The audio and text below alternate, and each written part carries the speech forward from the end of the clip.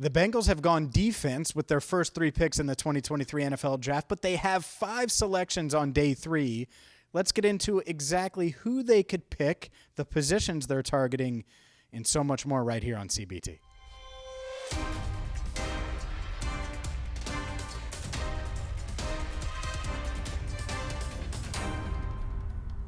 Hi again, everyone, and welcome in to Cincinnati Bengals Talk. All of our draft coverage all weekend long brought to you by Rivertown Inquiry and rivertowninquiry.com. Make sure you check out their Findlay Market location. It is new, and it's exciting because you're talking about quality gear, quality merchandise that you're going to get at a reasonable price, whether it's T-shirts, apparel, so much more. You can also check them out at rivertowninquiry.com.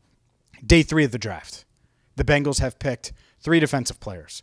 Myles Murphy, out of Clemson, a defensive end. DJ Turner, a cornerback out of Michigan, and then a safety in Jordan Battle out of Alabama. So the secondary locked and loaded and ready for battle. And they also added a pass rusher, like I said, in Myles Murphy. So where did they go day 3? Well, they traded down before they took Battle from 92 to 95. They added that pick in the 6th round, 217 overall. And I think that gives the Bengals some extra flexibility. Why? Well, for a number of reasons. One, they have holes on offense. They have needs on offense. Tight end was such a big talking point.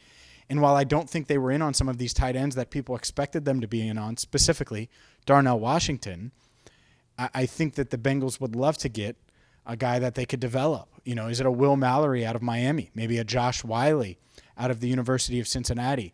There are certain guys like that that they could target, and that would make a lot of sense for this Bengals team. And it's not just tight end, though. You look at running back, and that's arguably their biggest need coming into the draft, I would say. And I still think they feel that way. I think they want to address that position at least once on day 3. The top guys, to me, Israel Abanikanda out of Pittsburgh. 20 years old, great speed, makes a ton of sense for the Bengals, 215 pounds, great production, not a great pass catcher, but I think, one, he's 20, and he produced at a high level. 2, real shot to develop that part of his game a little bit, and he's everything else. I think he's got the rest of the skill set to be a really high-end runner in the NFL, and you can develop that passing game. We've seen that. We've seen running backs develop that aspect of their game. So that's one guy. Roschon Johnson out of Texas. He's kind of a done, ready-made, ready-to-go running back, however you want to put it, where he's good in pass protection. He makes all the right decisions, knows how to run, is a solid receiving back out of the backfield.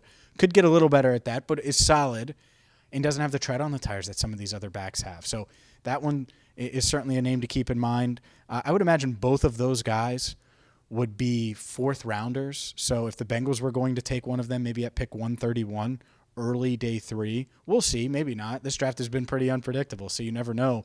Chase Brown out of Illinois is certainly someone I think that would be on their radar. Deuce Vaughn out of Kansas State. I wonder if he's too small, but certainly someone that to pay attention to as a candidate for the Bengals maybe later in the draft. And Evan Hull out of Northwestern. I think he's another guy that later in the draft, 5th, 6th round, could be someone that the Bengals target. And with that extra pick, could they go punter? We've talked about punter a little bit. I think punter is certainly on the table on Saturday. If the right guy's there, it gives them that flexibility. But I also know that the Bengals want to try to get a receiver. And I want to pull up these receivers that are still available here. And there aren't a ton. I think just looking at it, it's not a great receiver class. But if you can get a slot, some kind of developmental slot, just looking here, I mean, Tyler Scott is still available. If Tyler Scott is there at pick 131, well, he's not necessarily a slot, but he's such a deep threat that you almost got to consider it. And he has the speed that maybe you can develop him as a returner as well. And that could be an interesting part of his game. If you could do that as a deep threat and also a kick return type option. So that's a guy that stands out to me just looking at who's available. Could a guy like Charlie Jones out of Purdue be someone that the Bengals would be interested in? I think that's someone to pay attention to. Overall, though, in another one, actually, Parker Washington is interesting too. So, there are some guys that that are interesting. I would have said Trey Tucker out of UC, but he got picked in round 3, so congrats to Trey Tucker. The point is, I think the Bengals, they're hoping to address offense on day 3, and they will, but they're hoping to address offense with multiple picks. I would say running back, wide receiver, certainly priorities. Tight end, definitely open to it if the right guy is there. They're clearly not going to force it. They didn't force it in round 1. They didn't force it in round 2, and they could have. Tucker Kraft was there, but DJ Turner was certainly higher on their board, and so that's the route they go. The other one that's really interesting to me, it's Ohio State offensive lineman DeJuan Jones. He is a mammoth of a man, 6'8", 374 at the combine, didn't weigh in at his pro day, left the Senior Bowl after one day, has had an awful pre-draft process. So much so that he's just falling down draft boards. And it sounds like, I know Dave Lapham said that he's heard that DeJuan Jones was in the 390s from a weight standpoint. That's tough. But at some point, it's worth the risk.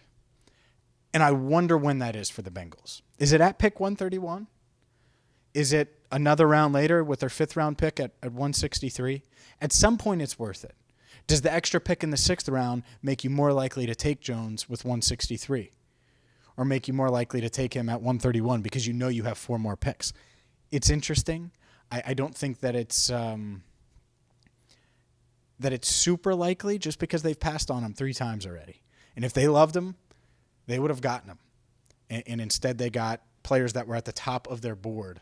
And that's something the Bengals have been consistent about. Myles Murphy was the top player on their board. Then after that, they went to DJ Turner, top player on their board, and Jordan Battle. It felt weird, right? He's getting those Von Bell comparisons, top player on their board. We're going to have you covered all Saturday long right here at Paycor Stadium, whether they pick a punter, whether they pick a receiver, whether they pick 5 more defensive players. We got you covered, and you're going to hear from the coaches after each pick right here on CBT. So, for Andrew Fox Miller, I'm James Rapien. Hit that subscribe button, ring the bell, check out Rivertown Inquiry and rivertowninquiry.com. Also, shout out to Ted Karras and the Cincy hat. I know they're having a great time with their merchandise. Obviously, all of it goes to charity and goes to such a great cause, Village of Marici in Indianapolis. So make sure you go to the Cincy hat, get some Cincy hat gear, and until the Bengals make their next selection, I'm James Rapien signing off for now on CBT, Cincinnati Bengals Talk.